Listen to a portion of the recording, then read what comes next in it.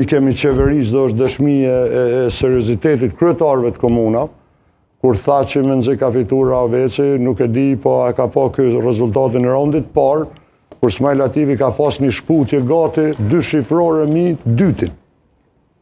Nuk e di që shukona i rezultatit dëbë, na jemi do te për të knaqën me të vërgjë, ose Suarega, ose për shembull kemi pas një rezultat gjigant në Klin. Në Klin bile ka qenë krahas pritshmërive se pritshmëri për raundin e parë. Pastaj raundi i dytë, nuk është që ne kemi vrapu shumë pas koalicioneve, për shkak në Ravec s'kemi bë koalicione hiç. Edhe kjo është e vërteta, domethënë, kështu e kemi lënë të lirë. Në Klin kemi pas një farë dakordimi pa koalicione. Por që në Klin, për shkak VV, PDK kanë funksionu perfekt kundër Zenun Elezit. Por që nuk ka arrit për shkak se Zenun Elezi është një autoritet.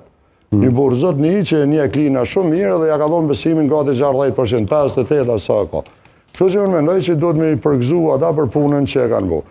Në atë është çka synojmë, ne synojmë me gjitha këto prurjet e reja, me gjithë këtë farë forumin që po i marrim këto kategori të caktuar, se ka shumë për shembull iniciativa në komuna që i posedojnë 1.000, 2.000, 3.000 vota. Për shembull vetëm rikthimi nga një drejshaj në stog bën një që ka me bë kthes.